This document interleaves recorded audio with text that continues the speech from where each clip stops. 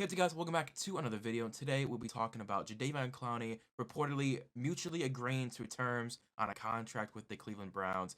As of today, Monday, April 12th, multiple reporters reporting that both sides want to get a deal done today, and that he's coming back for his second visit to where they'll actually lay out the terms and sign. What does this mean for the Browns' future in 2021? Does this raise their Super Bowl chances? Does this make this defense solidify? What does it mean for the draft? Let's get into it. If you guys do enjoy this video, please leave a like, comment, and subscribe. Hit that notification button to be notified when I post. And obviously, my Linktree is in the description. I'm about to hit affiliate on Twitch, so please go to my Twitch, follow me, hit the notification bar over there as well, so you'll be notified when I go live. But let's get into it. So the Cleveland Browns and Jadeveon Clowney are meeting for the second time today to officially agree to terms on a contract. It's beautiful. As a Cleveland Browns fan, this is the most perfect duo for Myles Garrett. Takk McKinley was a great value signing. Curtis Weaver last year traded a 7th round pick for Curtis Weaver from the Dolphins. A great value pickup. Porter Gustin, a great valuable rotation member. Jadeveon Clowney though, that's the second anchor you need next to Myles Garrett. If you were to make an imaginary world where you said who is the perfect running mate for Myles Garrett, it would be Jadeveon Clowney. Someone who creates pressure at a constant rate, and someone who is top in the league in run defending. What does Jadeveon Clowney do? He creates a lot of pressure, and he's really good at run defending. In fact, he is the best run defender in the league when he's healthy. Keyword, when he's healthy. Now that is going to be the biggest scare for Jadeveon Clowney with the Browns. It all depends on how much money the Browns give him and how many games he plays. If Jadeveon Clowney can play 12 games this season for around $8 million a year, I'd call that a successful signing. All you need him to do is to be the anchor next to Myles Garrett. Now, this defensive line would be then Jadeveon Clowney, Sheldon Richardson, Malik Jackson, and Myles Garrett. That would be one of the scariest defensive lines, just rotation-wise, to go up against. Not to mention Andrew Billings, Jordan Phillips at D tackle, Porter Gustin, Curtis Weaver, and Takk McKinley in rotation at the defensive end position, as I said earlier, and number 26 in the draft. Now, with the signing of Jadeveon Clowney imminent, I am more likely to believe that at number 26, the Browns can go more towards secondary, probably, that number 2 next to Denzel Ward as insurance for Greedy Williams, coming back from the nerve damage injury. We don't know how much time he'll play or how much damage was actually done to his nerves to, hinder his ability. But he was completely healthy in college. In his first 2 NFL seasons, he's missed multiple games, and he missed the entirety of his second season already after missing no games in high school and college. So it is a little scary. Maybe want to shore up that number 2 corner spot at 26 in the draft. But signing Jadeveon Clowney opens up the Browns draft board to draft the best player available at any position. Any position besides offensive line and quarterback and running back. Those are the 3 positions you don't need now. Before the news broke that Jadeveon Clowney and the Browns are meeting the second time, they shore up a contract. Before the news broke, everyone was mocking Jalen Phillips. That was every Browns fan, reporter, and news media coverage.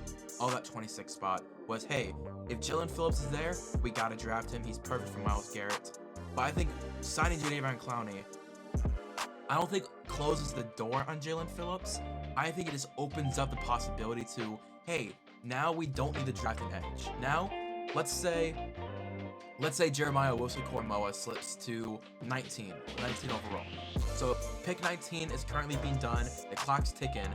The Browns can now say, hey, everything else is filled up. We have all the positions filled. We don't need any starters anywhere. Like we don't need depth pieces. I don't know how to exactly word it. We don't need talent that's already been covered. Because if you draft Jalen Phillips, where are you gonna put him? Is he gonna play significant time? Rather than choosing the Clowney and Takk McKinley's time in rotation, it all depends on how you want to do that defensive line rotation. But signing Jadeveon Clowney makes it very hard for Jalen Phillips to fit in anywhere on the defensive end. So you then go, okay, number 19 overall's ticking. Joke has fallen all the way from a top 15 pick to number 19. Let's trade up. We got compensatory picks from Joe Schobert. We got compensatory picks from other players. We also have a buttload of picks still. There are 9 picks overall that the Cleveland Browns own in this and there are not 9 open roster spots for rookies to take in. So they can say, well, let's package 4 or 5 picks together, move up from 26 to 19, and grab a player that we want. Whether that's J.C. Horn, Greg Newsome, Jeremiah Owusu-Koramoah. I'm pretty high on what's his name? I'm pretty high on Caleb Farley. I don't know how far he's gonna slip. I wasn't. That's why I was like stuttering. I'm like, I don't know if he's gonna slip that far. I think Caleb Farley and Patrick Surtain are 1 and 2. I don't know if Caleb Farley's gonna fall that far, but if he does, I would be very happy with them trading up for Caleb Farley. It gives a lot more possibility, because before we were not gonna trade up. Before there was gonna be no trading if we did not sign Jadeveon Clowney. We were gonna stick at 16, see what falls to us, and then maybe even trade back. But this opens the possibility. That's all I care about, is the possibility of trading up or trading down or grabbing up what we need. Now, as I said, signing Jadeveon Clowney makes the most athletic duo of pass rushers. In 2017, during the NFL Draft Combine, Myles Garrett was going off the charts with all of his workouts.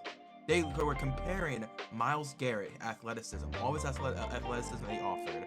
They were saying, we have not seen this kind of athleticism in a defensive end since 2014 with Jadeveon Clowney. That means you have the 2 most athletic defensive ends since 2014 being drafted together on the same defensive line. That means you have 2 studs at defensive ends. Now, I know Jadeveon Clowney has had a couple down years. All we need from Jadeveon Clowney is for him to go back to his 2019 Seattle Seahawks season. If he can have that kind of season, Myles Garrett is going to eat off of him, and Jadeveon Clowney is going to eat from that production as well, because Myles Garrett is getting double and triple teams constantly. And Jadeveon Clowney is a big enough threat in the pressure department that he can draw 2 people to defend him.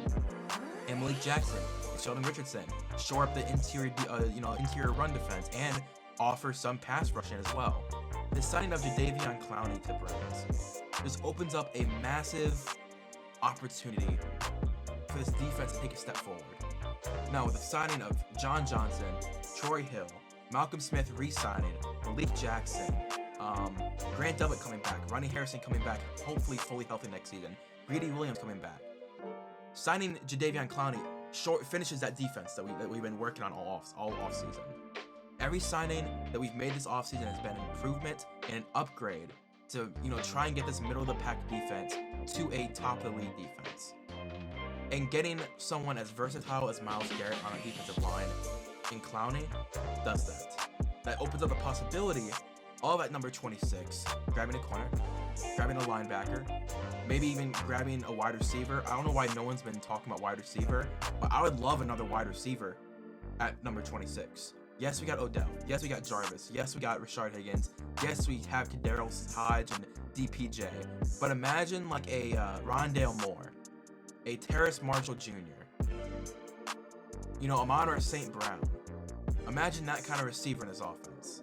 Now, I'm not saying it's going to happen, obviously, but I think the only 3 positions that you cannot touch are offensive line, running back, and quarterback. Because those are shoring up. There's going to be no spots for them. I wouldn't mind an offensive lineman. Like, if they drafted an offensive lineman, I'd be like, really? He's not going to start for a year or 2. Like, that, it's gotta be a project offensive lineman. But at 26 now opens up. I go with corner. I think grabbing that number 2 corner for the Browns is the most important. But the fact that you have the possibility now is what matters most to me. So that's my take on Jadeveon Clowney potentially signing with the Browns. April 12th. It's being rumored by a lot of people. I'm excited. I'm hoping that it happens. It'd be awesome for this defense. But thank you guys for watching. Hope you did enjoy. If you did, please leave a like, comment, and subscribe. Hit that notification bell to be notified when I post a video.